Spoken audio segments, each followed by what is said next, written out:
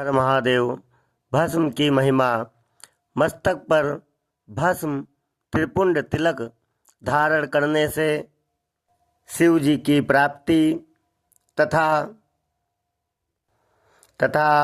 मस्तक पर लगे हुए तिलक धारण किए हुए त्रिपुंड में कौन कौन देवता हमेशा विद्यमान रहते हैं, आइए शिव पुराण के अनुसार देखेंगे।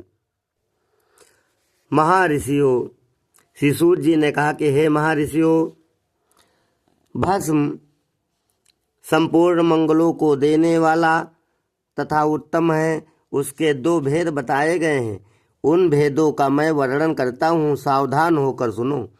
एक को महाभस्म जानना चाहिए और दूसरे को स्वल्प भस्म। महाभस्म के भी अनेक भेद हैं। वह 3 प्रकार का कहा गया है, श्रौत, स्मार्त और लौकिक।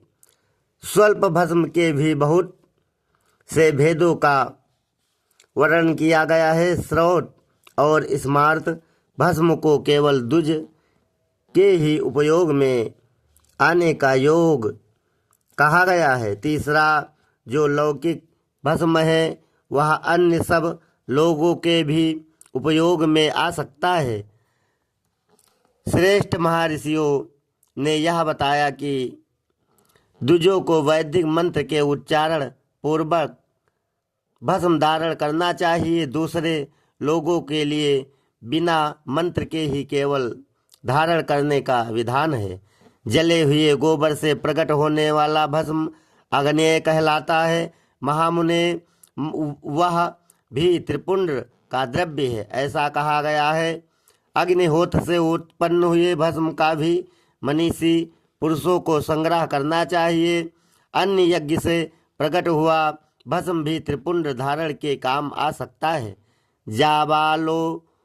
जाबाल उपनिषदों में आए हुए अग्नि इत्यादि 7 मंत्रों द्वारा जल मिश्रित भस्म से धूलन विभिन्न अंगों में मर्दन या लेपन करना चाहिए।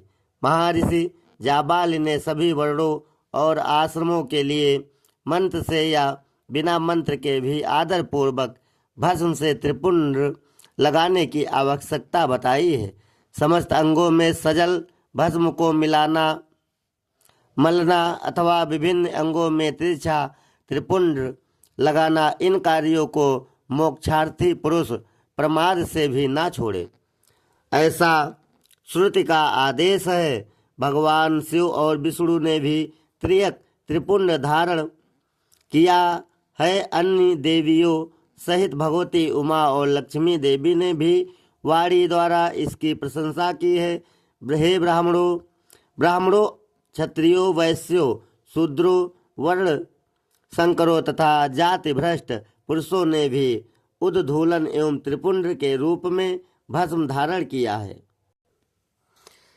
इसके पश्चात भस्म धारण तथा त्रिपुंड की महिमा एवं विधि बताकर सूत जी ने फिर कहा, महर्षियों, इस प्रकार मैंने संक्षेप से त्रिपुंड का महात्म्य बताया है। यह समस्त प्राणियों के लिए गोपनीय रहस्य है, अतः तुम्हें भी इसे गुप्त ही रखना चाहिए। मुनिवरों, ललाट आदि सभी निर्दिष्ट स्थानों में जो भस्म से 3 तिरछी रेखाएं बनाई जाती हैं, उन्हीं को विद्वानों ने त्रिपुंड कहा है। भौहों के मध्य भाग से लेकर जहाँ तक भौहों का अंत है, उतना बड़ा त्रिपुंड ललाट में धारण करना चाहिए। मध्यमा और अनामिका उंगली से 2 रेखाएं करके बीचों में अंगुष्ठ द्वारा प्रतिलोम भाव से की गई रेखा त्रिपुंड कहलाती है। अथवा बीच की 3 अंगुलियों से भस्म लेकर यत्नपूर्वक भक्तिभाव से ललाट में त्रिपुंड धारण करे। त्रिपुंड अत्यंत उत्तम तथा भोग और मोक्ष को देने वाला है।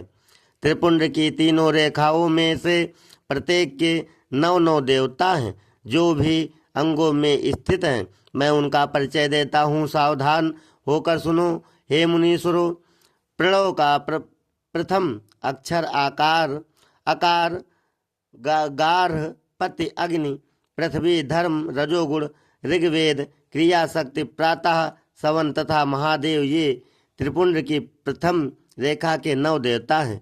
यह बात शिव दीक्षा परायण पुरुषों को अच्छी तरह समझ लेनी चाहिए। प्रणव का दूसरा अक्षर उकार, दक्षिणाग्नि, आकाश, सतत्व गुण, यजुर्वेद, मध्यम दिन, सवन, इच्छा शक्ति, अंतरात्मा तथा महेश्वर दूसरी रेखा के 9 देवता हैं। प्रणव का तीसरा अक्षर मकार, आहवनीय अग्नि, परमात्मा, तमोगुण, दिवलोक, ज्ञान शक्ति, सामु, वेद। तृतीय सवन तथा शिव ये तीसरी रेखा के 9 देवता हैं। इस प्रकार स्थान देवताओं को उत्तम भक्तिभाव से नित्य नमस्कार करके स्नान आदि से शुद्ध हुआ पुरुष यदि त्रिपुंड धारण करे तो भोग और मोक्ष को भी प्राप्त कर लेता है। हे मुनीश्वरों, ये संपूर्ण अंगों में स्थान देवता बताए गए हैं। अब उनके संबंधी स्थान बताता हूँ, भक्तिपूर्वक सुनो। 32, 16, 8 अथवा 5 स्थानों में त्रिपुंड का न्यास करे। मस्तक, ललाट, दोनों कान, दोनों नेत्र, दोनों नासिका, मुख, कंठ, दोनों हाथों, दोनों कोहनी, दोनों कलाई, हृदय, दोनों पार्श्व भाग, नाभि, दोनों अंडकोश, दोनों उरु, दोनों गुल्फ, दोनों घुटने, दोनों पिंडली और दोनों पैर।